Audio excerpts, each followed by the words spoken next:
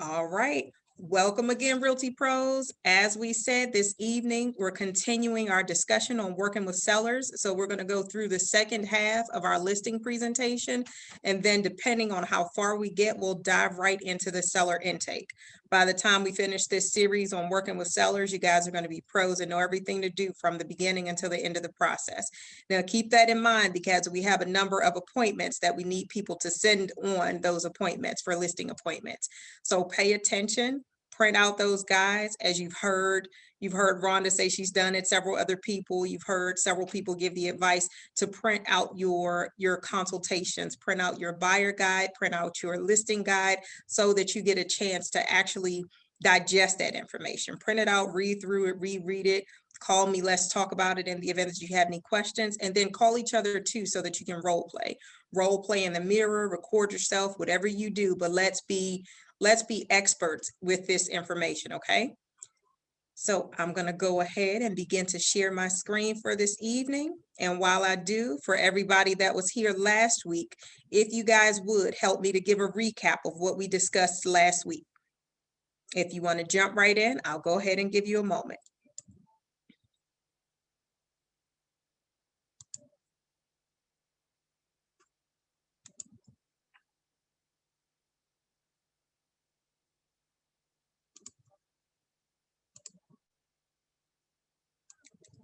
All right, so I will do a quick overview of what we discussed last week, although I won't go through everything. It was a lot of great information. I have the video for you guys, so I'll make sure that you get it, but I'll just do a very quick overview for you. Let me go ahead and present this here.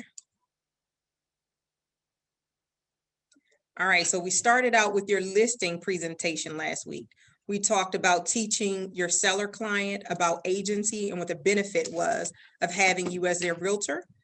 We went on through the home selling process. As you can see, you'll see this flow chart several different times echoed throughout your listing consultation, the presentation that you have there. So we're actually walking them through each of these loops and we're teaching them what those steps are, and we're doing those things at the same time. We talked about the comparative market analysis and the asking price versus the selling price.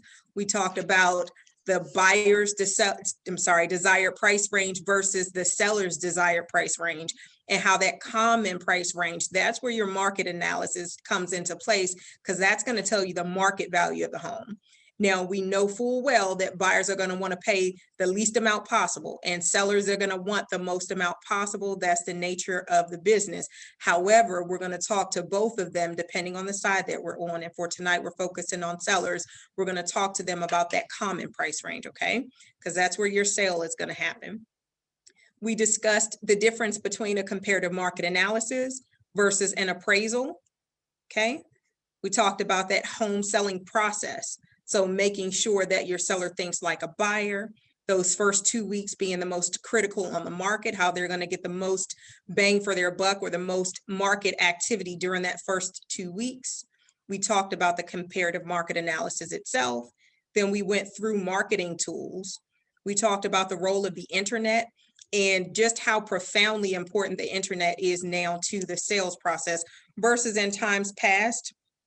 And this is a conversation that you will need to have with your sellers. Most of them will be well aware, but some of them, depending on when they purchase their house, they may need this information to know that, you know, your home book magazines, that used to be a thing of the past. And so that the newspaper, as you can look at the sales that took place as a result of those, it didn't even register for the home books or the magazines.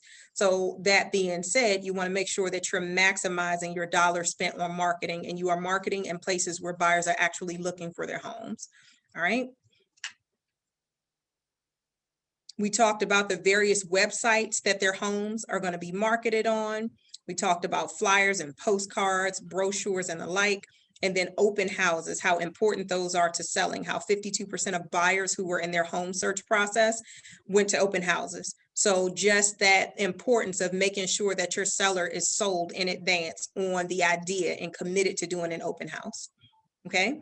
We talked about the multi-listing system and how powerful a tool it is in real estate, because unlike the commercial websites that a buyer can go on at any time and look up a property, your multiple listing system is actually going to send those properties directly into their inbox, such as what you see here.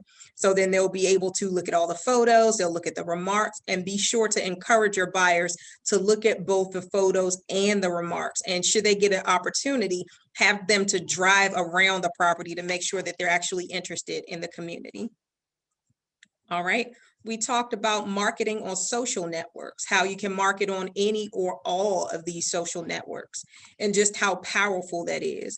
And one of the tools that we have that allows us to take full advantage of that is HomeSnap Pro. And we leverage ourselves through HomeSnap Pro because you simply pay for the ad and the platform that you want, and it will send it out for you. So whether you choose Waze, Facebook, Instagram, there's no longer a Google Plus. I really wish there were. I used to love that platform, but I'm sure they'll have another. The ones that they do have available are more than adequate though. All right, we talked about mobile marketing. Everything that we do is mobile friendly, and that is essential because most people are going to be looking directly from their cell phones. So those are questions that you'll be able to answer for your seller. All right.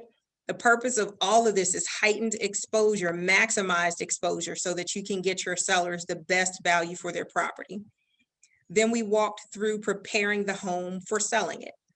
We talked to our sellers about, thinking like a buyer, and the goal being to wow the buyer into submitting the most aggressive offer. All right. When you think about things from the perspective of a buyer, go out and do some property previews. In the event that you have that very tough seller, you may need to. Most of the time, however, simply showing them a comparative market analysis with comparable photos will help them. However, you want to make sure that they look at their house just like a buyer would look at their house. All right. So we talked about paying special attention to the interior, the exterior. The first thing that the buyer will notice is a need for painting. Little things count. Make sure that certain things are spotless. And just to kind of reiterate one of the things that we said and make sure that we expound upon it too, is one of the most important things that a house can be is clean and smell nice. Those are some of the most important features, because you will have buyers who will purchase homes that are move-in ready, but move-in ready could mean something completely different, from fully renovated to fully functional. A fully functional property that doesn't have any renovations at all is still move-in ready. If it is spotless clean and it smells good, it'll be enticing to some buyer. So beyond the conversation about renovations and all those things, make sure that your client gets the property ready for the market, at least making sure that that property is spotless and smells good. Cleanliness counts. And we spent a while having this conversation last week. Clutter makes a very poor first impression. So if your client needs to rent one of those pods, or if they need to get one of the zippy shells or get storage, whatever it is that they need to do to make sure that they remove the clutter from their homes so as to make a positive first impression, these are conversations that you want to have with them. So whether you get to go and take a physical view of the property, or if you have your client to simply use their phone and give you a video tour of the property, whatever that looks like for you in this COVID space, lay eyes on it and give the client those recommendations. All right. Is everybody familiar with pods and zippy shells? Yes. Yes.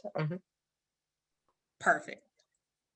All right. And then to reiterate too, the small touches, these little things really count.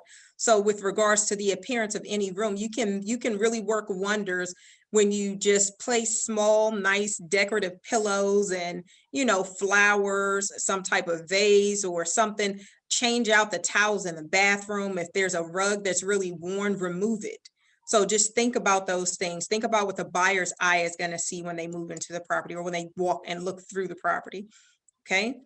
Then we talked about showing time. I'm going to take a moment just to pause here for a minute, because this is extremely important to our sellers. When you guys set up your listings in Bright MLS, after you put all the listing information in there, the next thing that you'll do, of course, after uploading your disclosures, is establishing your showing instructions and showing time.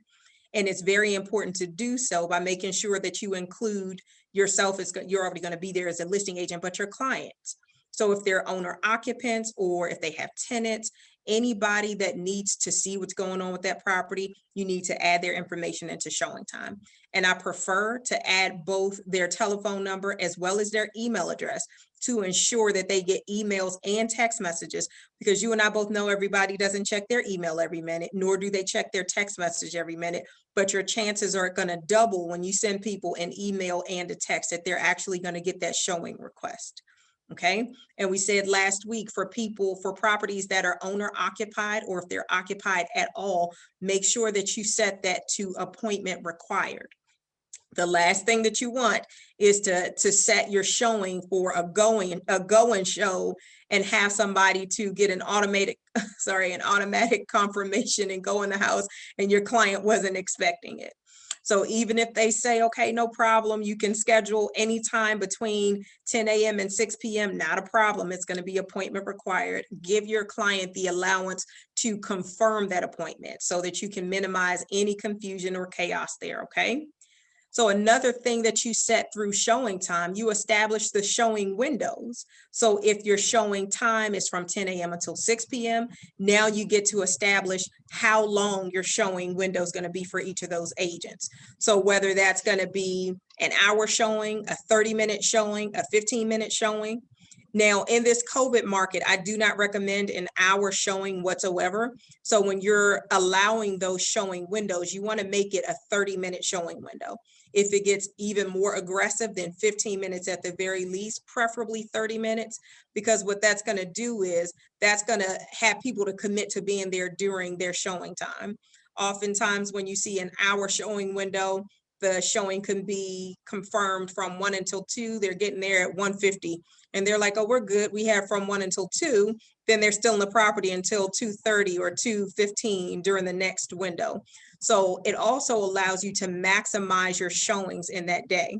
I'm going to pause right there and ask if anybody has any questions about that, any comments or insight.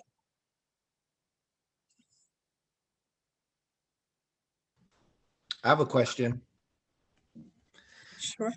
Is there a way that in showing time that the owner won't show up in the, like, when you're notified of the, like, agents to see the owner's information? So the agents are not able to see the owner's information. So when you put that in there on your showing time, the other agent can't see that. Okay. So only you can see it. Okay. So even like the email confirmation, because at the bottom it says like owner and then their name, phone number, email. So that's the copy that you receive. So what you can do is schedule a showing on your listing so that you can see it from both sides, because you as the listing agent, you're going to receive a confirmation and you're going to have all of the information. Right. There's a different version, however, that's for the homeowner. So your homeowner's information is not going to be revealed to the showing agent for that property. Okay. I didn't think so. You will get a confirmation with everybody's full information there. Right. Okay. I didn't think so. I just wanted to be sure. Okay. Cool. Really good question. Thanks. Anybody else have any questions there? All right. So then we're going to move forward here. So we talked about making sure that all the tours are scheduled and no unscheduled tours. I want to take another moment to just have this conversation with us again, because you guys just can't even imagine. Over the last week, I think we've had probably on 2 of the listings that we were marketing, probably 120 something calls and showings. And you would be surprised at the number of your colleagues who have not scheduled showings, but they're asking, is it okay for them to go to the property? And it's my responsibility, our responsibility, to protect our industry and protect our clients. So we have to remind them, you must follow protocol. You have to schedule that showing and you need to receive a confirmation. So that being said, last week we talked about not feeling like it's a courtesy or, a professional duty that you give to another colleague that does not have a confirmation and just comes up to the property and wants to get the key from you. We don't operate like that, because then that causes us to compromise the integrity of our industry there. And our clients also, because they're showing instructions for a reason. It protects our clients, it protects their property, it protects the industry, it protects you, it protects your brokerage. There's so many different things. And Mr. Porter shared some stories of things that have gone wrong when people did not protect those showing instructions, but simply gave them out loosely. So let's make sure that we're adhering to the showing instructions that our sellers want, and we're absolutely encouraging and requiring that our fellow colleagues follow those same showing instructions, okay? Any questions there before we continue rather? All right, special instructions. All of us in our listings in this COVID market, every last one of us, we must have that CDC language in there. And in your broker mint library, you're going to see samples of showing instructions. So you can simply copy and paste them and add to it as needed, because you're going to customize it based on your client. But absolutely ensure that for every listing we have in those agent remarks, they're going to include, the CDC instructions, but you also add your showing instructions to showing time. So there are two places where you're going to have remarks or instructions for agents. One is going to be in Bright MLS, the agent remarks, in which place you will not put, the type of combo, the combination, the type of lock, or any of those things. You are not going to put that information in Bright for everybody to see. You're simply going to put must follow all CDC's recommendations as follows, and you put those CDC's recommendations. Now in showing time, you're going to put very, very explicitly all of your showing instructions down to the days, the time, the type of lockbox, and your combo and everything else. And can anybody guess why you're not going to put that information out on the agent remarks on Bright MLS, and why you're going to hold it, to agents that have gone through showing time only? Does anybody want to guess as to why we're doing it that way? Because you need to keep track of everyone's coming and going, to keep the property safe, as well as everything in it, as well as yourself. Absolutely. Anybody else?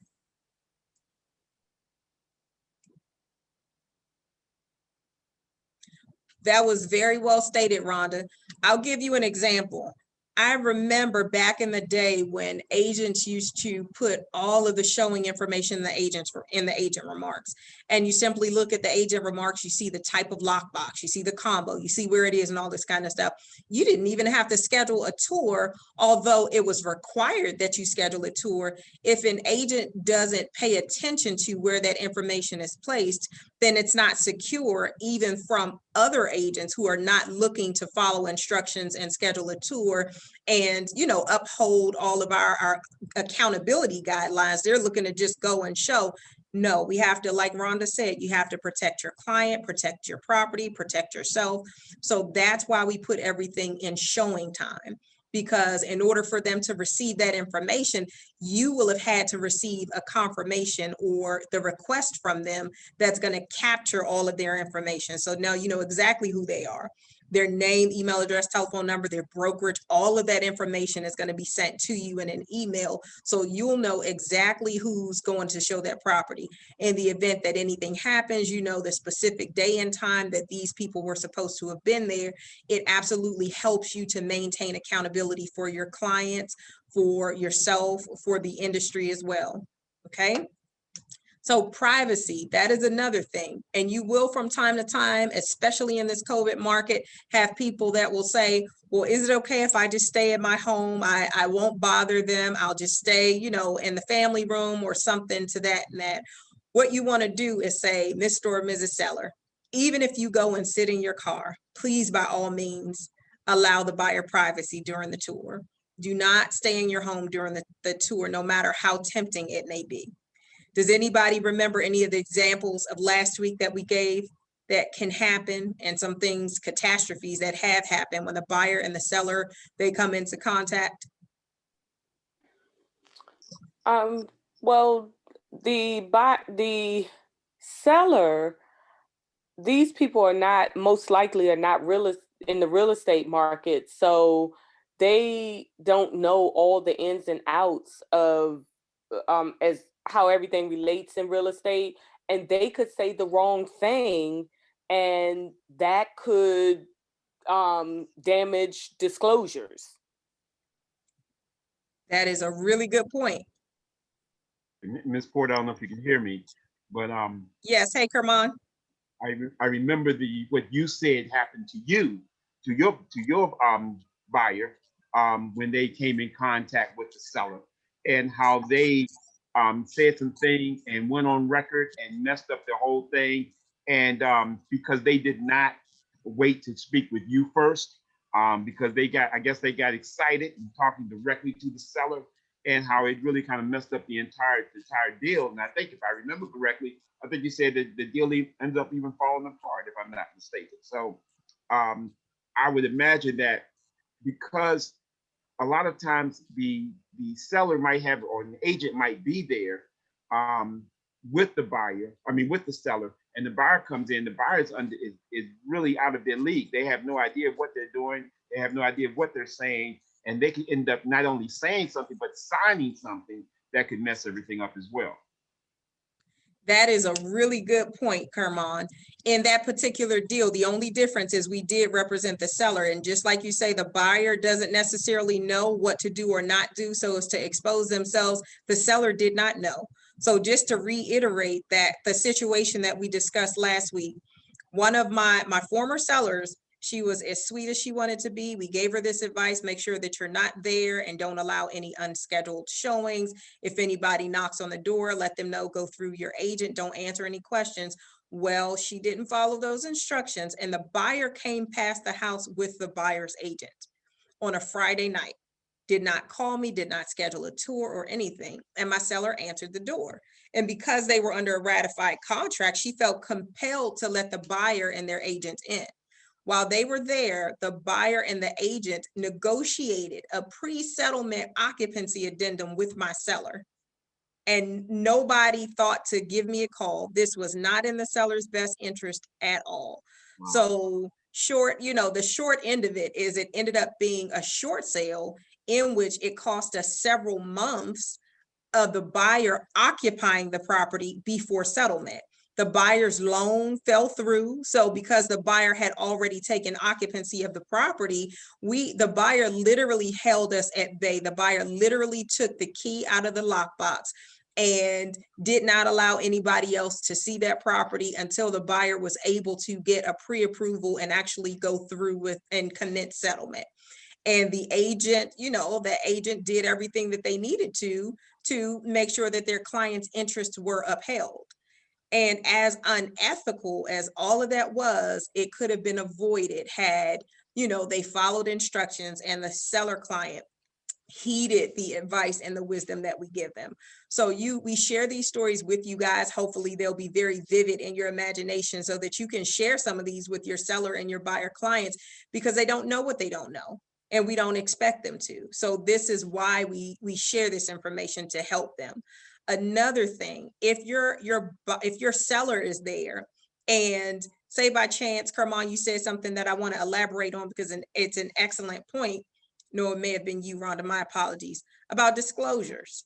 In the event that your seller is selling the property, say by chance they did a disclaimer, but now the buyer shows up, they're there and they're pointing out stuff and they're telling the buyer about things that they did not put on the disclosure because they chose to disclaim. There's all type of liability that could open up behind something like that. So I will not belabor this, but there are so many different roads that we can go down with catastrophes that happen when the buyer and the seller come into contact with each other before settlement. So I'll give you one last one. I had a seller client who, again, didn't follow instructions. So this client, she was as amazing as she wanted to be and very soft-hearted towards the buyer. The buyer and the buyer's husband came and knocked on her door. This was after they had seen the property with their agent. And she didn't tell me. She didn't tell me at all. The buyer and the husband came back and asked if they could purchase some of the items in the property. And because she didn't tell me, I would have advised her, strongly, against doing anything on her own, but to make sure that those things were negotiated in the contract so that they would be in writing, so that she would be protected, so that everything would be above board, and for so many other reasons. But, lo and behold, the buyer and her husband come back at a different time than they committed to her. And the husband began to get aggressive with the seller with his words. And I found out maybe 4 days afterwards, because I'm following up with the buyer's agent, and she and I had had at least 2 conversations since that time, and she was not aware. Her buyer just happened to leak that information out to her that she went past the property. So then she calls me and she's like, I'm so sorry, my buyers, they didn't, follow my instructions. They went to the house without me, and I'm so sorry. I wanted to let you know. So when we talk about privacy during appointments, it's not just for the buyer's benefit. There are so many things that are involved in that, making sure that there's a mediator between the buyer and the seller, that there's so many different things that could happen otherwise.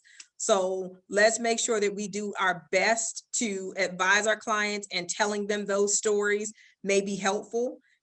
Again, out of so many sellers and buyers, I've had those 2 that just did not obey, and neither of those instances ended up well. Those deals did close, so everything worked well in the end, but they had a number of hurdles that they had to overcome, situations that they got themselves into because they didn't heed the instructions. So please, by all means, advise your buyers. Your buyers and your sellers, but your sellers, when you're listing, to not come into contact or entertain the buyer or their agent, or allow any unscheduled showings, and allow total privacy during the property tours, the inspection, as well as the appraisal. All right, anything else? Any other questions there before we proceed?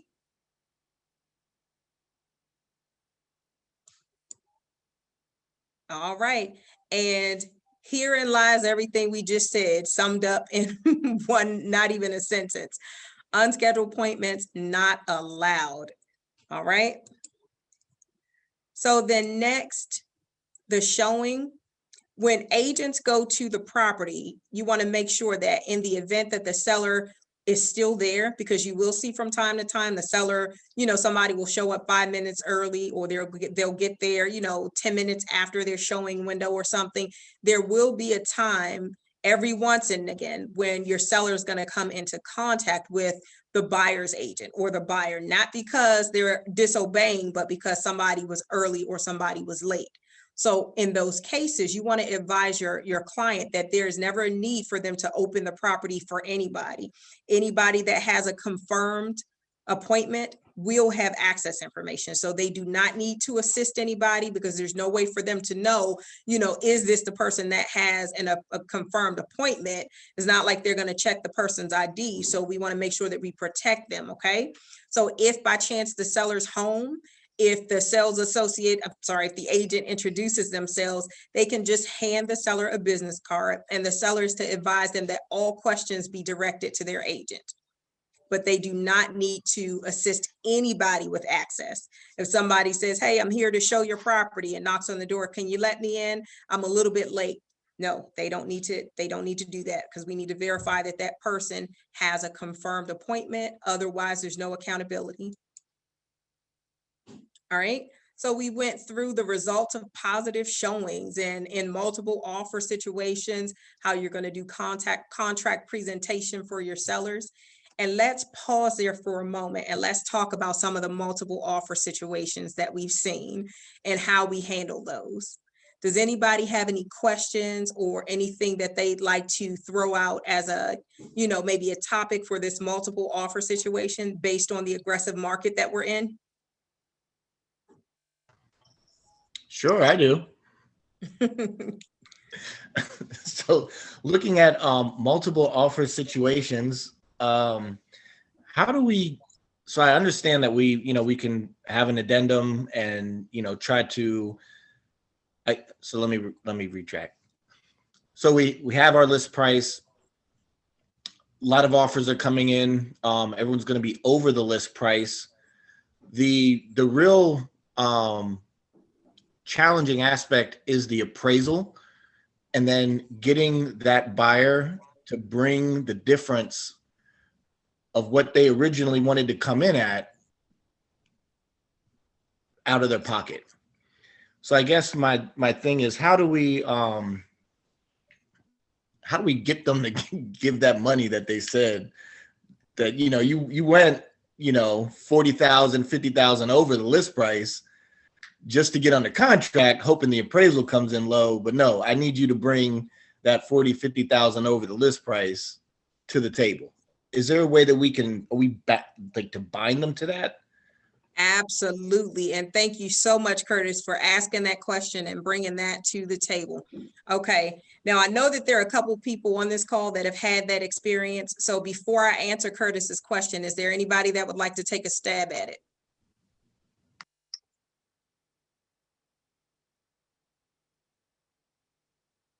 All right. So what we do is we include a general, go ahead, Rhonda, my apologies.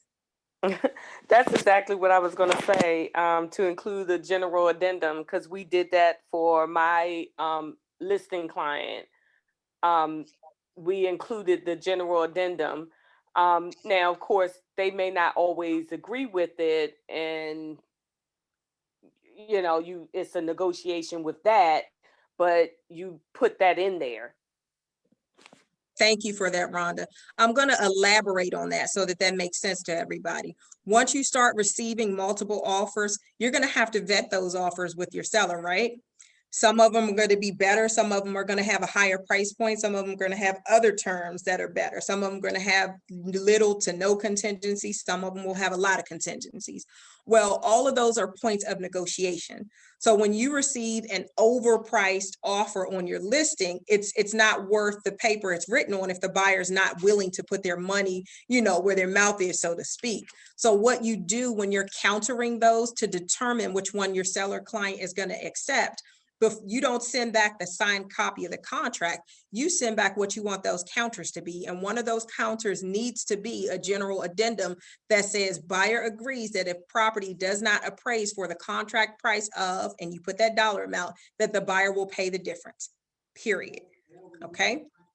So, and another thing that you can do is, depending on their loan type, you can remove the appraisal contingency, which is a very good option too.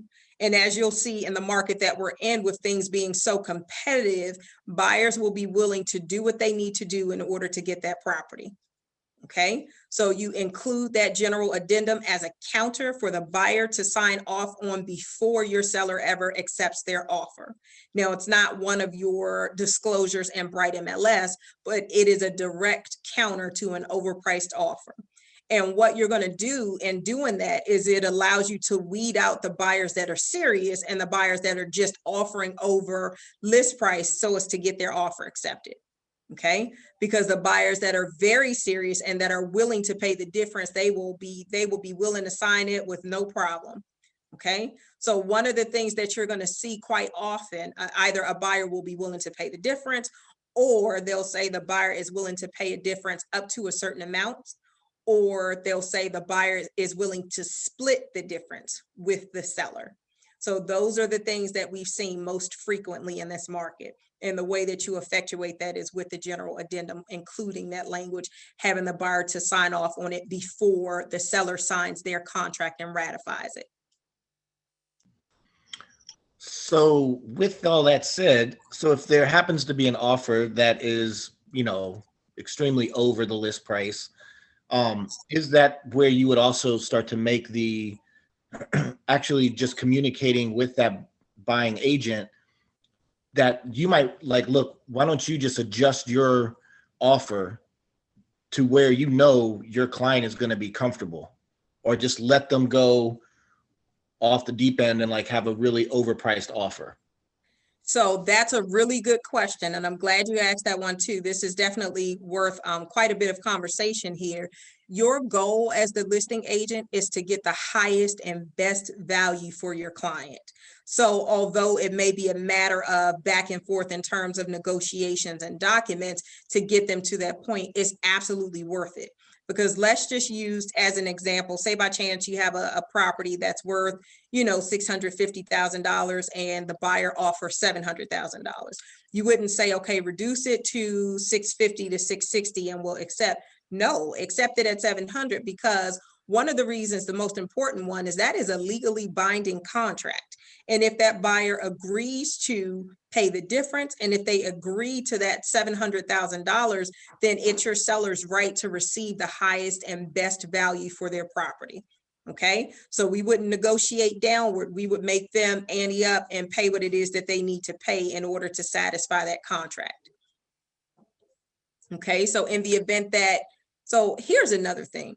It's one of the things that we've noticed over the years, that it's kind of like an unwritten rule, so to speak.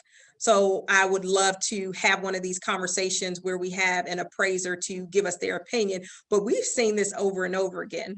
Depending on where you price that property, say by chance you get that listing priced at, you know, a 650, you get an offer for 700. If I were you, I would change that price to 700 in the system once you get under contract, because what I've seen is, now what that does is the appraisers that are going out, now they're looking for comps in the $700,000 price point to justify the sales price. Whereas if you keep it at 650, now they're looking at comps in the 650 price point to justify that sales price as well. So push them and let them do their job, and let them go and search out the comps and see if they can find viable comps to justify your contract price. And if they can, they'll come back with those comps and you'll get your value. If they can't, then they'll come back with a lower appraisal. But fight as much as you can to get your seller the absolute best value and the highest price for their property when you see a buyer has offered over your list price. And of course, that being said, it has to be prefaced with a conversation with your seller. The conversation has to be had, hey, Mr. Seller, Mr. and Mrs. Seller, or whomever the seller is, hey, the comps that we used to support your list price are here. They're showing that this property is around 650. This client, however, is offering 700. There could potentially be an issue as it pertains to the appraisal. We have required that the buyer be willing to pay the difference, and the buyer is willing to pay the difference. If by chance there's some issue with the appraisal, then you know that what our, you know, what the least is that we should be looking at would have been list price. So you prepare them to, you know, to know that, hey, it's a potential that this is going to go for the contract price, but it's a potential that we could have to reduce it. And it's their choice as to whether or not they want to take that risk. So essentially, Question? yeah. So really what you're looking, so as soon as you come under contract for that, so in this instance, 650, you know, you come under contract for 700, you're going to immediately then go into Bright and adjust the price from 650 to 7. And then you're going to just let essentially the appraiser appraise and see Yep. what happens, but you're under contract now for that 7. And then Yes. from that point, then if you have to negotiate down, you know, you negotiate down, but you're starting from that 700 because that's what they agreed to buy it at. You got it. Now that's twofold, because they agreed to buy it at 700 and you've gotten an addendum stating that they're willing to pay the difference. So you're not looking Right. to come down in that instance. If, however, in one of the other instances, if it's an instance where the buyer says, okay, well, I'm willing to split the difference with the seller, then you want to make sure that it appraises as close to that contract price as possible, so that whatever the difference is that they're splitting with the seller, your client is not gonna, you know, lose out in value. And if by chance it's you know, a different situation, one of the three where the buyer say, okay, well, I'm willing to split it 50-50. Well, actually, that was the second one. The third one, my apologies, if they say I'm willing to pay up to a certain price. And we've seen that over and over again. The buyer will say, I'm willing to pay up to $10,000 above list price. I've had that happen at least 3 times in the last month. The buyers, I'm willing to pay up to $10,000 above list price. So they'll specify what their cap is that they're willing to contribute out of pocket above that appraisal. But start with the higher end, start with pay the difference, and you let them negotiate down from there. So you don't go in and say, hey, if it doesn't appraise, the buyer and the seller are going to split the difference. No, if it doesn't appraise for value, then the buyer is willing to pay the difference. And whatever they counter, then that's a point of negotiation as well. Right. Ms. Porter, Could you speak, Yes. I think I heard you say something to the effect that there's a situation where the appraisal may not even be involved in the conversation. And also, does that mean that between an FHA approval and a conventional approval, one may be stronger than the other? So when we're trying to make our decision, would we use that as one of the criteria? Could you speak to that? That is a very good question, Kermon. Thank you so much for asking. And the answer to that is simply yes, there is a difference. Now, there's a need to elaborate, because if the buyer has cash on hand, then both FHA and conventional will allow them to pay the difference should they choose to. However, with the FHA loan type, there's an FHA financing addendum that includes an FHA mandatory clause, and that clause is going to be kind of an Achilles heel, because it'll say the buyer is not contractually bound to pay a penny more than what the property appraises for. So when you're considering the different loan types, the conventional financing addendum doesn't say that. It doesn't say that the buyer is not bound to this contract and the contract can be voided if the property doesn't appraise for the price. In your conventional purchases, you can even have the buyer to remove the appraisal contingency. And sometimes they will remove the appraisal contingency, whereas with FHA, they can't remove the appraisal contingency. Okay.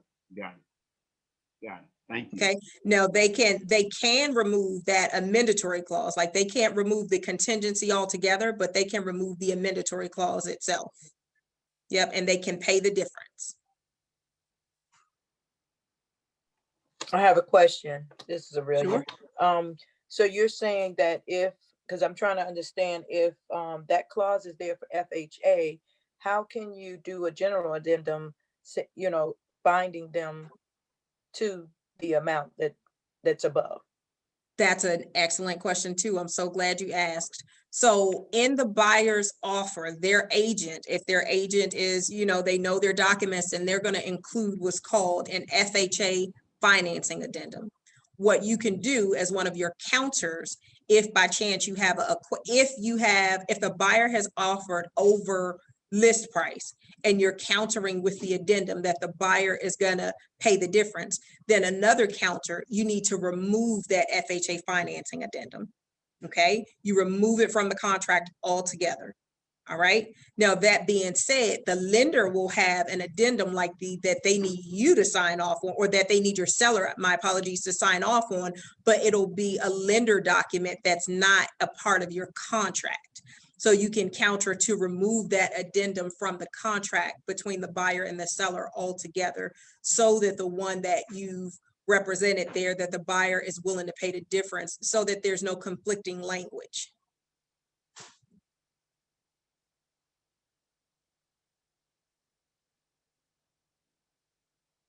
Does anybody have any other questions around that topic?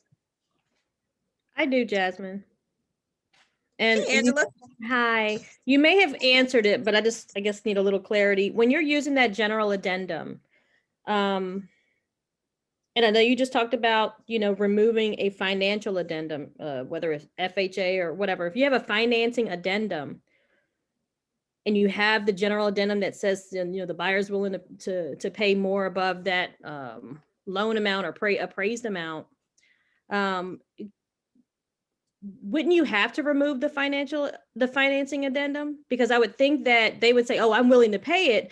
But then if their loan falls through because the lender is saying you can't do this, or what type of restrictions does the lender have in that financing addendum, and you're using the general addendum that does not remove the financing addendum? I know that's confusing, but I know you understand what I'm saying. It's not confusing at all. I get it. And that's a really good question, because the answer to that is yes, you would absolutely need to remove that addendum, because the language is conflicting, and it will leave, if ever the courts had to decide, they wouldn't be able to rule one way or the other, because you have one addendum saying they don't have to pay anything above above the appraised value, and then you have another addendum saying that they agreed to. So that would be conflicting information. So there's absolutely the need to remove that FHA addendum that would have that, the FHA mandatory clause should the buyer say that they are willing to do it. Because the thing here is that we've got to make sure that there's a contractual agreement to everything and that the buyer is actually saying, I'm willing to pay above. Okay, nobody's making the buyer pay above. It's the buyer's choice to pay above. And if the buyer wants to go beyond the limitations of what that FHA financing addendum would give them in terms of protection, that's also the buyer's choice. The buyer chooses whether or not they want to pay that, okay? Now, when they make that choice, it needs to be solidified in writing so that there's no ambiguity as to what it is that they chose. So it needs to be one or the other, not both. Thank you for asking that question, Angela. Ms. Porter, and I know we're talking about the listing side, but I just want to kind of make sure my mind is right. As a buyer's agent, from we're on the other side, when would it ever be advantageous for the buyer to really do this? Because it looks like they would be going in with negative equity or going in upside down because the house is not appraised for what they want to pay for. I understand people want what they want, but is that something as since we're representing, I know I'm going off, but we're representing our buyers, would you ever, give that type of advice to a buyer under what circumstances, I guess? So that's an excellent question as well. And I'm thankful that you highlighted one thing. We're talking about the listing side. So you literally have to shift your brain when you're working with the seller versus working with the buyer. Because when you're working with the seller, your total fiduciary is to make sure that things work best for the seller. When you're representing the buyer, you're 100% your fiduciary is to look out for that buyer and make sure that everything is in their best interest. So what's in the best interest for the seller is not in the best interest for the buyer. Now, it depends on how competitive it is and how badly the buyer wants it. But I want to have Mr. Porter to speak to that because there's some excellent advice that we give to the buyers. Mr. Porter? Yeah, you guys are supposed to be talking about listing. I need you to stay focused, Cameron, okay? I'm sorry.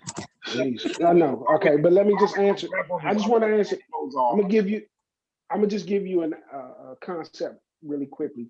If the market is so competitive that the inventory is extremely low, your buyers we've already told you the strategy is to shoot lower than what their pre-approval is, so they actually can afford more house. Now you're worried about whether or not there's going to be equity in the house when they move into the home. The hope is that we don't stretch the limits such that that equity won't grow, because if the market is booming and inventory is low, then that means what? Prices are going to continue to increase. We saw a 12.8% increase last year, and that which is incredible, where we only used to seeing 3 to 5% growth. So we saw 12.8%. So then if you continue down that same line, the hope is that you get your person into the property at a reasonable rate. That property value is going to continue to increase as homes come on the market, as the market continues to grow, and as if the number of inventory stays low, that property value is going to increase over what they purchased for. So they're going to be able to recoup sooner rather than later. So they have to take that risk because, again, inventory is low on the buyer side. But we digress, right, Kerman? So you call me and we can talk more about that strategy, okay? Yes, Thank you. There's one more thing that I want to add to that, guys. When the appraiser looks to assess the value of the home, what are they looking at? Let me ask you guys that question. What are the appraisers looking for? The sold value, the houses that sold. Absolutely. They're looking at sold comps. So should your buyer make the purchase, say by chance they pay $10,000 over the appraised value, now that becomes a sold comp. Now that property has sold for $700, and that's over the other comps. Now that's going to bring up the value of the other properties in the community, and that's one of the comparables. So that's one of the benefits that now becomes a part of the pool of comps that the appraisal will pull from in order to assess the value, like for that neighborhood. So they've actually brought the value of the other comps up because theirs has sold for that price. Thank you Okay. for that. Thank you. And that's why we then send out mailers letting everybody know, like, look what I just sold, increase the property value of the neighborhood. Yes. Why don't I help you sell your house so you can make more money? There you go. And we just got a call today saying that very same thing. One of the properties that we had listed sold over list price, and we got a call from a neighbor, you know, a couple doors down. So market it, definitely. You guys are on fire tonight. These are some great questions. Thank you for your thoughtfulness. We will continue. So in terms One thing I of, wanted to say, Jasmine, also, since we are talking about listings, Chairman, that particular property that Jasmine just said was listed, that person, you guys, please, if you can, and a lot of some real estate, homeowners associations don't allow, but make sure you hang a yard sign.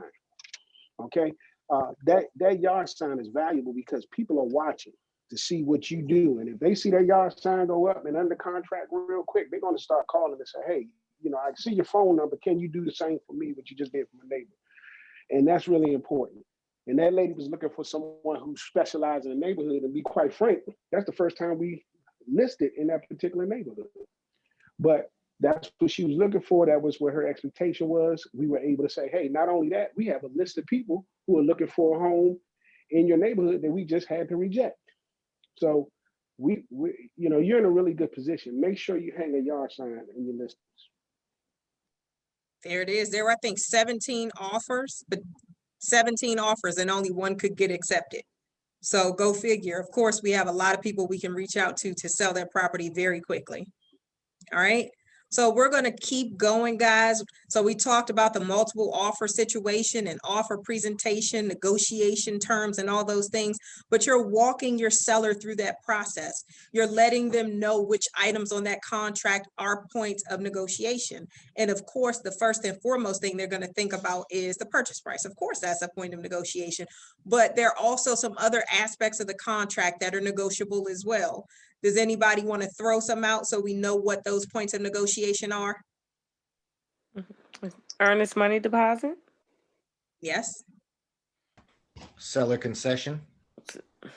What are seller concessions, Kurt, for anybody that's brand new?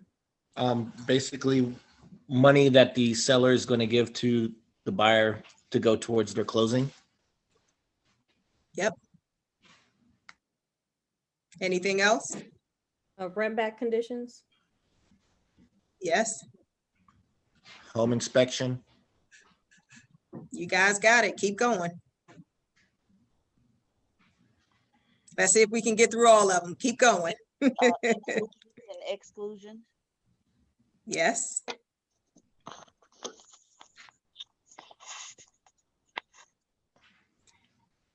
Tax. 50/50 Definitely. split. Mm-hmm. Point. Warranty. There was something I didn't hear. What was that? The last thing I heard was transfer and recordation tax, and then there was something after that. Home warranty. The warranty. Definitely. Home warranty. Mm-hmm. Anything else? Lender points. Well, that's a really good one. That's negotiable between the buyer and their lender. Now, if the buyer is asking the seller to pay, then that's a very specific type. That happens when you have a VA buyer. VA buyers, they're going to send over a VA financing addendum, and on there, make sure you guys pay attention. I'm so glad. Was that you that just said that, Tracy? Yes, that's me. Hi, Tracy. Hey. So on your VA financing addendum, that is the only place in the contract that you will actually see the buyer asking for your seller to pay points toward their lender fees. So pay close attention to that, because you don't have to worry about with FHA, you don't have to worry about it with the conventional, but with your VA financing addendum, there's a place in there where they can literally ask your seller to pay points towards their lender, okay? So very good insight there. Anybody else? Title company? Yes. Now, what benefit is that to you? What benefit is that to negotiate the title company?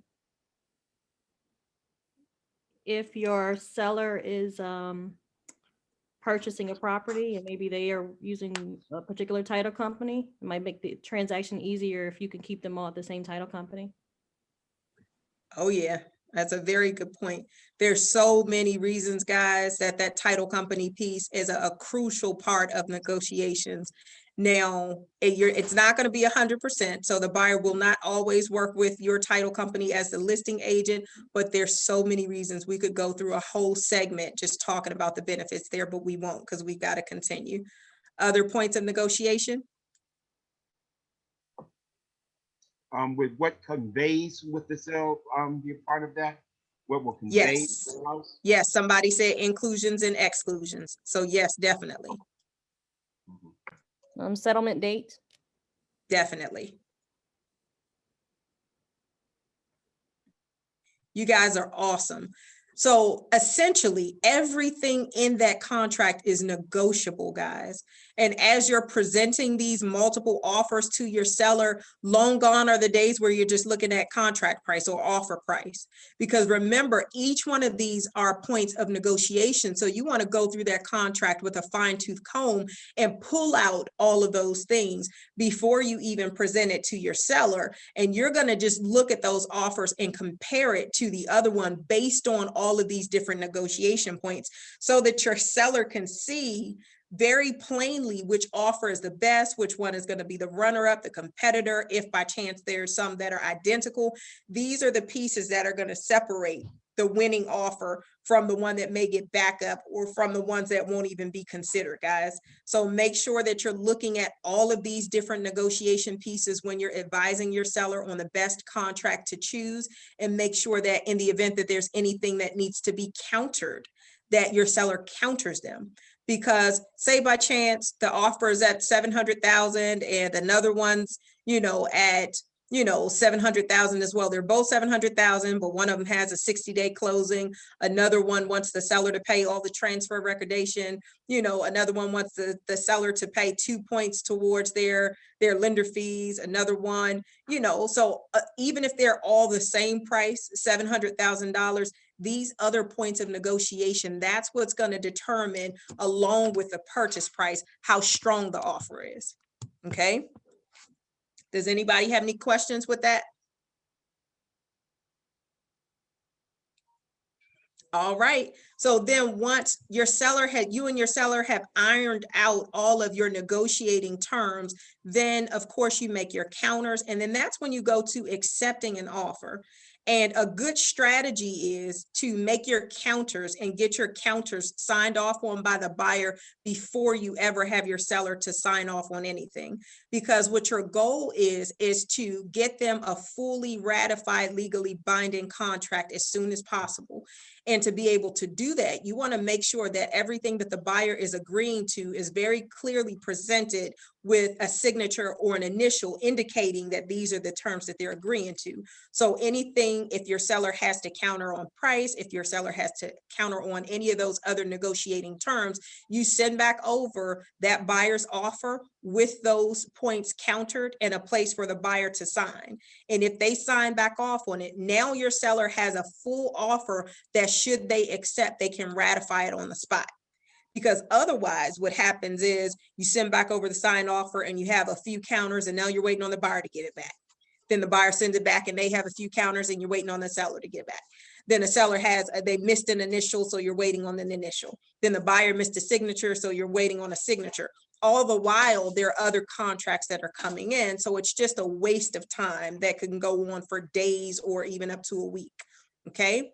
So do not agree to any offer until your seller is sure that they are willing to accept everything that the buyer has sent over. So whatever those counters are, I'll reiterate that. Whatever counters the seller wants to make the counters and send them to the buyer for the buyer to send back to you signed before your seller before they put their signature or initial on anything.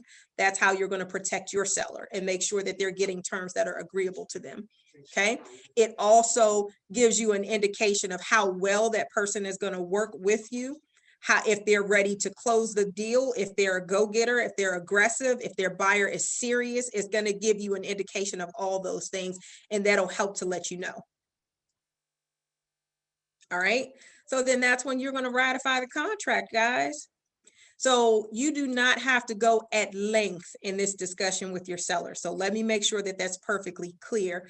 But it is essential for us to have this conversation so that you guys, so that you can think about all of those negotiation terms. So that when you're looking at those offers with your sellers, you're considering those things in light of what's best for your client. One thing that I'll point out to you guys, we've talked about this before, and I'll mention it again. When you are on the listing side and you are receiving offers for your client, if a buyer sends in an inspection contingency addendum with paragraph 4B signed on it, make sure that your seller strikes through it and initials it immediately, or have, well, you wouldn't do that first, you would have the buyer to remove it. But that's effectively how you remove it. The buyer and the seller have to strike through that paragraph and initial it. That's how you remove it. And for those that don't know what that paragraph entails, in the inspection addendum that the buyer would submit for that inspection contingency, it says that the buyer has the unconditional right to terminate the contract for any or no reason whatsoever during that contingency period. So if you are representing the seller, you want to make sure that that is effectively removed from the offer before you get your seller to sign off on it. And for Caramon and Caramon only, who's always concerned about his buyer, you always want to make sure the buyer initials that and hope that the seller never signs off on it. But that's on the other side, Caramon. I got you. All right. My ears picked up soon she said that, so I'm with you. Okay. That's perfect, guys. And I'm so glad you said that, Mr. Porter, because remember, again, totally different brain, representing the buyer versus representing the seller. When you're representing the seller, you're making sure that you do everything that's in the seller's best interest. When you're representing the buyer, it is in the buyer's best interest that they have that paragraph signed, okay? So we're talking about listings like Mr. Porter said, so let's stay focused there and remove it if you are the listing agent. Have your seller to counter that. All right, guys, because you want to make sure that when your seller expends all of their time, emotional equity, and all of those things to ratify a contract, you want to make sure that that contract is as solid as possible. You want to make sure that that contract has the best chance of actually getting to settlement and not a contract that's just loosely bound. And with that type of language in the contract, it makes it very loosely bound for your seller, and they have no guarantees there. Jasmine, I know we're not Yes. talking about buyers. However, if you know It's that you're okay. writing, Kermon has several buyer questions, so come on. I It's know. okay, Angela. I got you back. Come on, hold on a second. So if you know you're writing an offer where there's potentially multiple offers, Mhm. wouldn't it be in your buyer's best interest to not check that box off if they have no intention of backing out for no particular reason? Because I mean, what you would hope they'd counter you, but at the same time, if they're giving their best and final, they probably shouldn't fill out that box. You know what? I'm going to say maybe on that. So it's in their best interest, but I'm going to let Mr. Porter elaborate just a little bit more because it's a totally different brain on the buying side versus on the listing side. So I would want to say absolutely because it's from the listing side accepting it, but from the buying side, you want to do what's in their best interest. So Mr. Porter, go ahead and speak to that point, please. See, this is all Caramon's fault. We want to just make sure that's recorded. But anyway, to answer that question on the buyer side, it really depends. Katrina, because you want to make, I think is that Katrina? That's Angela. Angela. Okay, Angela, it really depends on where your client is. And again, when dealing with buyers, you're dealing with psychology and temperament. So I guess Jasmine was saying, she's saying absolutely. But at the same time, you have some buyers who they might need that inspection contingency. They might need that period to really think about whether or not they want to move forward, because if they're offering more money or pay the difference or all of those things, and it's going to cost you trouble down the line as the buyer's agent to try to get them out of that contract, you might want to put that contingency in there as a measure to get them out, especially if you're working against that. You got to also know who your competition is. So if you're working against a listing agent who is, not that, well, they're not paying attention to that kind of thing. They're more so focused on other things. you might want to leave it in there for your buyer, because again, and for all intents and purposes, you're supposed to represent the best interests of your buyer. The best interest of your buyer is for them to have as many contingencies that get them out of a legally binding contract should something occur that they're not ready or willing to deal with. Because everybody will say, yeah, I want the house and I'll pay more for the house, but then there's a whole lot of things that need to be fixed and they're not willing to fix it. And now I'm bound to not only accepting the contract as is, but paying more if it doesn't appraise. So what really, now they're stuck. Now they're in trouble. Now their earnest money deposit is on the line. And I just have clients that I know they're going to cause me more trouble than what it's worth for me not to put that clause in there. So it's kind of one of those things you got to kind of know the temperament of your client. And that's why I was like, Jazz, let me kind of take that, because again, dealing with buyers is a lot of psychology. You got to know these people. You got to know who you're dealing with. You got to know how far they're really willing to go, whether or not they're going to really execute the deal and perform. Because at the end of the day, it's going to be you trying to rescue their earnest money deposit. It's going to be you trying to keep that buyer, in place so that you can eventually close them on something else. And you don't want to, make it so risky that they end up losing, and then you lose them as a client. They give you a negative review, and it's just a negative. It's a bad thing. So try to represent them extremely well, but know the temperaments of your clients before you decide to not check their box or to check it. Okay. Especially in this, in this kind of market that we're in. It's just, you got to be, really, really paying attention to the type of clients you're working with. Thank you so much for sharing that, Mr. Porter. That was excellent in terms of understanding the psychology of a buyer. And what Mr. Porter just did, he just highlighted a buyer that is not 100% sure that they want to move forward. All right, I'm going to give you guys an alternative, because you are going to have some buyers that are gung-ho and they are serious and they're ready to do whatever it is that they need to do, because they've claimed it, they've named it, they've claimed it, they said that that's their home and they're going to do what it is they need to do to get that home. Those are your aggressive buyers. For buyers like that are serious and you don't have to worry about them kind of going back and forth, you are going to execute an as-is addendum with the right to terminate. Okay, an as-is addendum with inspection and the right to terminate, because what that does is it allows your buyer's offer to be stronger by providing that as-is addendum. It gives your buyer the satisfaction of an inspection, and it also gives them a contingency period by which they can actually terminate that contract in the event that they are not happy with the inspection. But what it does is it makes their offer much more appealing to a seller in this aggressive COVID market, because again, they get their inspection, and if they're not happy, they can terminate. Okay. Now, that being said, I want to talk about something else that, is going to be different from the buyer's perspective and the seller's perspective, because here's the thing. If your buyer, okay, I'm going to start out on the listing side. Nope, I'm going to stay in the buyer's vein so that I can answer that question clearly for you guys. I want to make sure that you're satisfied, Angela. How are we doing so far with answering your question? You've answered it, even though I don't like Shay's answer. Shay has lots of buyers that have formed that answer, buyers that have gone back and forth on multiple properties and then eventually closed, and he's had to use that contingency to get them out of properties that they changed their mind on after the fact. So my concern though, and I don't want to stay on this because I know that we're on listings, but my concern is in working, in the best interest of your client. I struggle. I know your job is to protect them, but at the same time, if this is the property they want, their ultimate goal is to get into that property. I'm wondering, do you jeopardize that by checking that box if they know that that's the property they want? So maybe that's a conversation that you either have with them or not. You definitely have that conversation with them. Go ahead. So let me give you an example. Sorry, guys. It's okay. No, it's all good. So this is what training is for. It's for us to really learn, and we're talking about real estate in general, but specifically tonight we're focused on listings. But this is a great question, I think. So I had a buyer, people that I've known and worked with, and Margaret, if you want to jump in, I think Margaret's on the line. So they were gung-ho, they loved the property, they went and saw it once, they went and saw it twice, they saw it 3 times. They wrote an offer. The offer got accepted. The house was completely renovated. they went to the inspection. The inspector pointed out one thing, he pointed out another thing. By the third thing, they were calling me saying, we want to pull out, we want to pull out.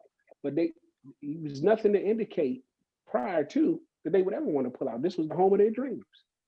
Now, they were so incessant that they pulled out. I had to say to them, let's let the inspector finish the inspection. Let's see whether or not the people are willing to fix, some of the repairs, and then we'll make a decision once we get to that juncture. So I was able to keep them in the play.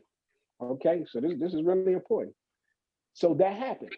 The inspector did the inspection. They called me and said, Ms. Porter, they're not going to fix all of that stuff. It's a lot of stuff to fix, blah, blah, blah. I said, it's a lot to you, but it's not a lot in real estate. These are things that I deal with every day. I've seen people who are willing to fix it. Let's see what they say. Well, they said, well, the inspector didn't include everything that we thought was a problem. Can we include some of the items that we thought? Now, normally I say, let's let the inspection report speak for itself. But I said, no, I understood. I felt the tension from these people. I realized we would get ready to get in trouble. I said, let's include those 8 other things. So now we have a list of 25 repairs that they want fixed. Is Margaret, are you on the line? Yes, I'm here. Okay, what did the seller decide to do, Margaret? Fix every single thing. He wanted to fix all 25 things, plus give them $400 for the inconvenience of even having to ask. You know what they said to me? We want out of this house. This is not it. We don't want this house. Now, had you been in that situation and your client didn't check that box, and now this man is willing to fix everything and give you $400 on top of that, and your client is I'm not going forward, I don't care, I want out, you better get me out, and I want my earnest money deposit. Now what you gonna do?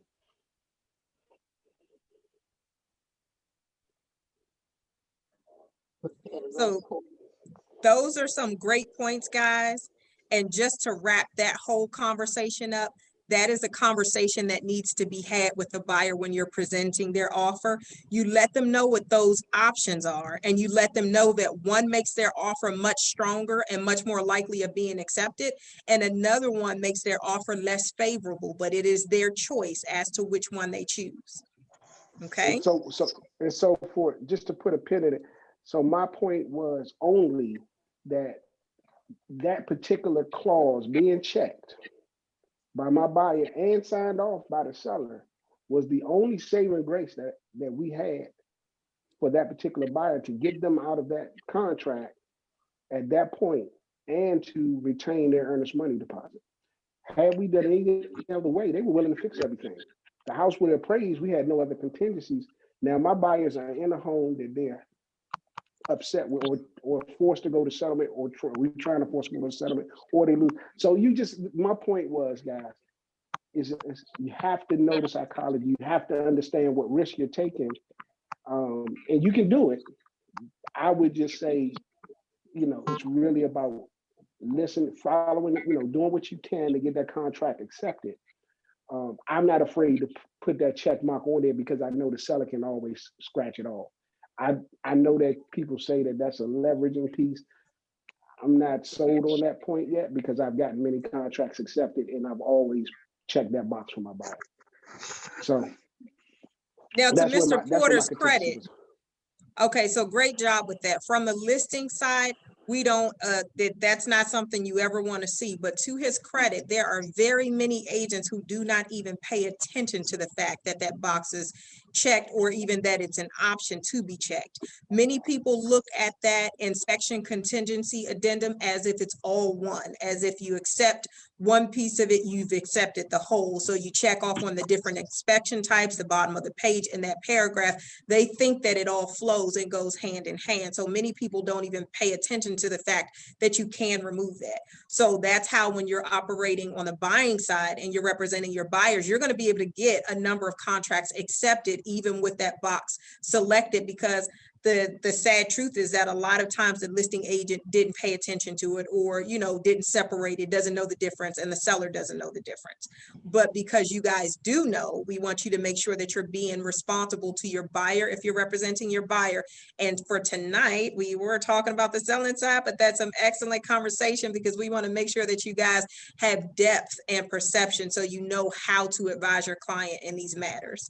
So when you're on the listing side, remove it. Let that be something that your seller is going to counter first, because just like with Mr. Porter shared, that buyer was able to get out of the property, although the seller agreed to do every one of the repairs and make alterations and adjustments that weren't even items of disrepair. They were just requests that the buyer had. And the seller had no recourse. The buyer was able to pull out. The seller couldn't get the earnest money deposit or anything. There was absolutely no recourse. So on the listing side, make sure that you have, if you see that that comes over signed, make sure that that's one of your seller's first counters in those negotiation terms. Okay, guys? And real quick, just to be clear, that would just be like 2-line strike through that box, that the box, and then have your seller initial right by the box as they're striking. No, you strike through it and you don't initial. Right. Okay, so strike through it like a ninja. Yes, so let me be clear, because at the top of paragraph 4B, there's a title. There's a title for that box. That's what you're going to strike through. And it actually itemizes those instructions in the paragraph below, but you do a strike through of that title, and the buyer and the seller need to initial beside the strike through of the name of that actual paragraph. That's where they're going to initial, not on the inside. Because in order for that contract to be fully ratified and binding, both of them had to either not initialed it or deleted it completely with the strike through and the 2 initials, or both signed off on it. But it has to be absolutely clear that if you're removing it, you strike through the name of that paragraph, and then that buyer needs to initial beside the strike through, and so does the seller. And that's how you're going to effectively remove that paragraph from the contract. Okay. Now, if it's not initialed at all, then you don't have to worry about doing that. Okay. That was some great discussion. You guys are very, very thoughtful. Thank you for your contributions tonight. Let me see how much time we have. We only have another 6 minutes.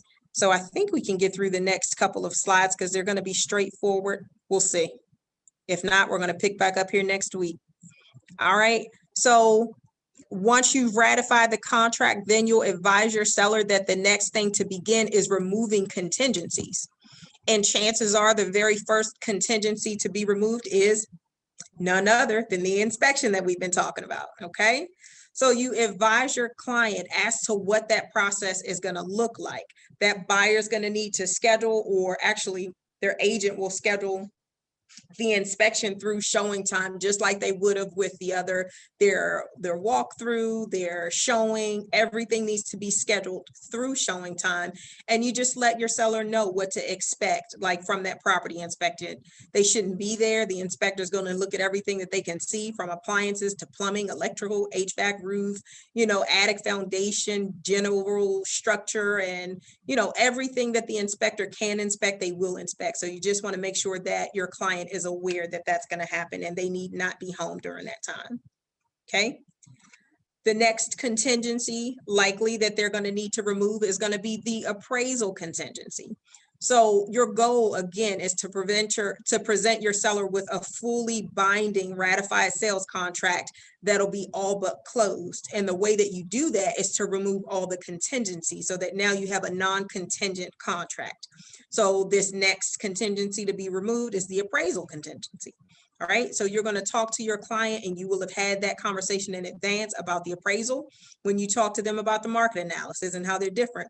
You also would have talked to them about the appraisal when you talk to them about accepting a contract that's over list price. You're going to talk to them about the appraisal at a couple different points, so you let them know what the expectation is. Okay.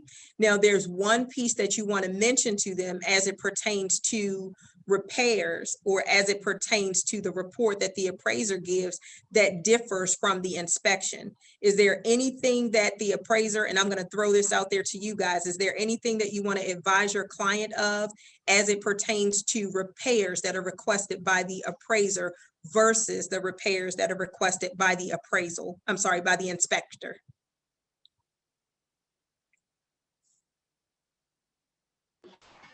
Sometimes there could be lender required repairs. That's absolutely what it is. So so which one is which? The appraisal is the lender required repairs. That's the correct answer. Would you elaborate on that for my agents that may not be familiar with that just yet? Yes, ma'am. So because it's, the restrictions, especially, I'm gonna assume FHA, they have specific terms and the home has to be deemed safe. And so in my experience, it has been the repairs are usually something to do with safety. For example, the deck on the home had some weathered boards, some were loose, and that had to be repaired because it affected the appraisal amount. Great job. Thank you for that. Now, I want to make sure that everybody understands. Is that Margaret? What Margaret Yes, is saying ma'am. there? Okay, so Mhm. we've talked about repairs in light of an inspection. And now we're talking about potential repairs in light of an appraisal, and they're two totally different things. The inspection is from the buyer, and those repairs are negotiations between the buyer and the seller alone. Okay, that being said, when the appraiser goes out and does their inspection, if they were to cite anything in the property and put a condition on their appraisal that that item has to be repaired, that now becomes what's called a lender required repair. A lender required repair is necessary by the seller to be satisfied in order for that loan to go to closing. Without those lender required repairs being satisfied, that property will not receive its value and the loan will not close. So those things are the seller's responsibility to mitigate. So you want to talk to your seller client about the appraisal versus the inspection and the different types of reports and repairs that come from those. Okay. Does anybody have any questions about that?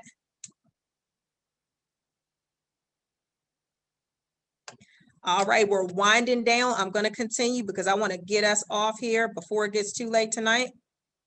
All right, so then we begin the closing process, guys, and we've just walked our seller clients through the entire selling process. And you want to make sure that they understand where they are at this point. So then you come back to, you see our flow chart there. These are the things that are happening behind the scenes. Okay, because it's more than just the lender, the buyer, and the seller. You also have a title company that's working behind the scenes. The title company, they're going to be working on the tax search, title examinations, document preparation, title insurance, and so forth and so on. So this is something clear title has to be delivered as well to make sure that the property is sold without any liens, without any encumbrances or clouds and all of those things. So once that happens, then you'll be able to get the clear to close once your buyer has the lending approval as well. Okay. So this is the full process that your seller needs to understand what happens from beginning to end. So you guys, you don't, of course, we've gone through it in a lot more depth than you're actually going to go through it with your seller. You're going to go through it and give them the information. You're not going to go into detail at length like we have, except where it's needed. Okay, but I want to make sure that you guys are all comfortable and all of us can talk through this and ask questions and, understand why these pieces are here and why they're important. So print out your listing presentation so that you can read, reread, digest, dissect, do what you need to do so that you can be confident when you're delivering this information to your sellers, guys.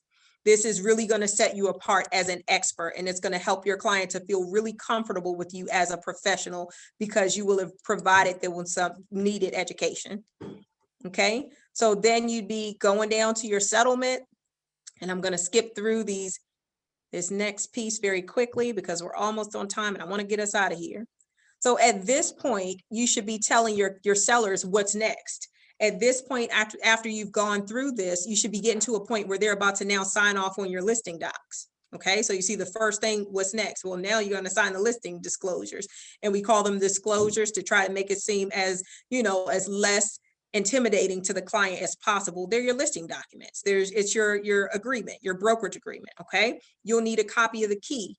Okay, so you're going to see some timelines to the left, and these all depend on how quickly your seller needs to get that property on the market. Some of these will go out of the window in terms of the timeline and be done as immediately as possible when you have a listing that needs to go active in 3 days or 5 days.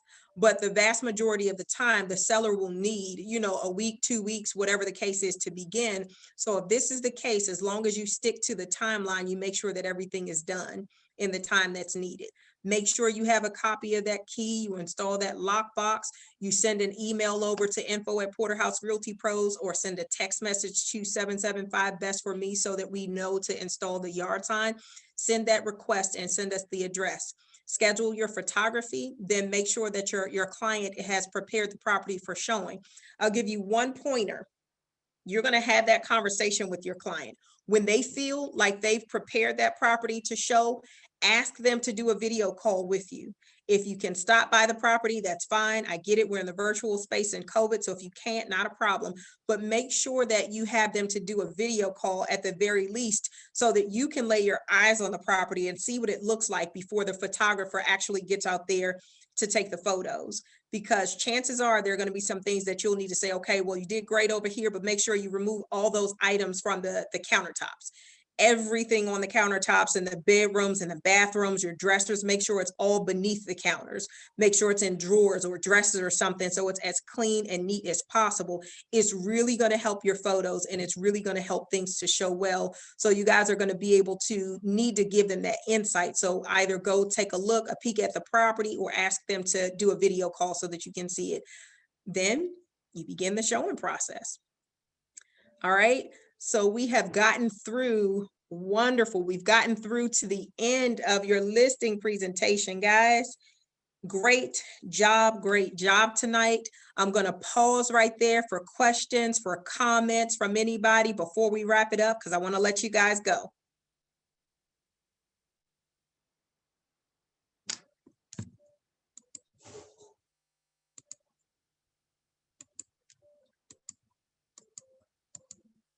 You guys are awesome. If we don't have any questions, then I'm going to go ahead and end there. That's your listing presentation. That's the information that you guys, you want to read it, reread it, digest it, do some role playing, give us a call if there's some pointers that you need for those pieces. Give some of your colleagues a call that have had to do this quite a number of times. Look at this video. We're going to post this video on our YouTube channel, Porterhouse International Realty Group YouTube channel, with all of our training videos from the trainings we've done. You'll be able to locate it there so that you can listen to this multiple times, so that you can be the expert professional realtor that you are. All right, guys, you have been amazing. You've had some tremendous contributions this evening. Thank you to everybody. Thank you for carving out the time to join us for training. We will see you on next Thursday for Realty Talks, 12:30 to 1:30, and then next Thursday evening from 7 until 8:30 for our training. All right, guys? Jasmine, I have a question. Sure. You had mentioned earlier about when if someone's putting an offer on a property and it's an escalated offer, or they're putting an offer above the list price, once it goes under contract, to change the price in Bright. Is that something we're doing? The property is now under contract, but we're changing the price, just for the, for the sake of the appraisal. We don't need any documentation or anything just to make that change in the MLS? You don't. And that's not a requirement. So you don't have to do that. I noticed that when we do that, it forces the appraiser to look for comps in that value that they see the property listed as and that they see that contract. So instead of them looking at lower incomes, now it's giving them a push to say, okay, well, this is what the list price is and this is what the contract price is. What can I find to justify this? And if they can find a justification for it and the property gets its value, it helps your seller, it helps that sale to go smoothly. If they can't, then there's going to be a point of negotiation. So that is a good practice. You don't have to do that. You can try it and see if you appreciate it, if it works well for your seller. But I can definitely tell you that when we've done that, it has caused the appraiser to look in a higher end, because when you look at your comps from your CMA, you'll see low-end comps, median comps, and high-end comps. And your appraiser could really choose from any of those in the pool. What's to say whether or not they're going to compare that property to some of the lower end comps versus the median comps versus the higher end comps. So I've just found it to be helpful to our seller clients when we say, okay, well, this is what now we're under contract for. We're going to change it to that price. Just update it in bright MLS to the price you're under contract for. Your contract serves as it is, and allow the appraiser to come back and tell you otherwise. Okay, so when this happens though, and I know that we're not thinking that this is not going to close, but in the event that it doesn't close, what then does that listing look like if for whatever reason it falls through and you've put the higher price in there? So that's a great question, and I want to actually dive into that a little bit more when we have more time for the discussion. Okay. I think that, because I don't want to cheat you on that, we can talk through that and we can have quite a bit of time and kind of strategizing around that. Okay. I think that Rhonda had something. I saw you light up there, Rhonda. I think you had something that you wanted to say. You had some recent experience in this. What was your experience? Yes. That was actually my first client, or my first listing, where she initially listed her house for $350,000. And then the buyers, the potential buyers, they made the offer of $400,000, and because they really wanted the house. So Jasmine told me to, go ahead and change that to $400,000, and it ended up being appraised for $390,000.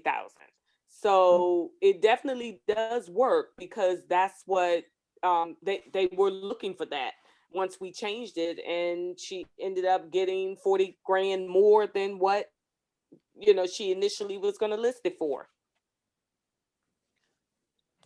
That's Excellent. excellent. And the seller was very, very happy. Okay, so it's an option, guys. It's a good practice. It works for you. It's 6 in one hand, half a dozen in the other, in that if that sale doesn't go through, then now you start again, but that's for a whole nother conversation.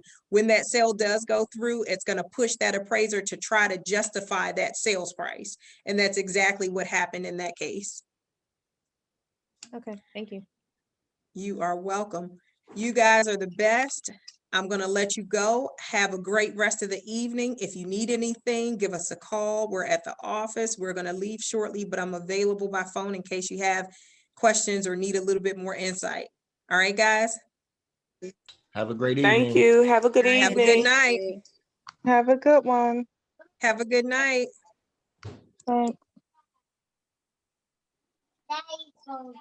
Layla. Have a good evening. Thank you, Ms. Porter.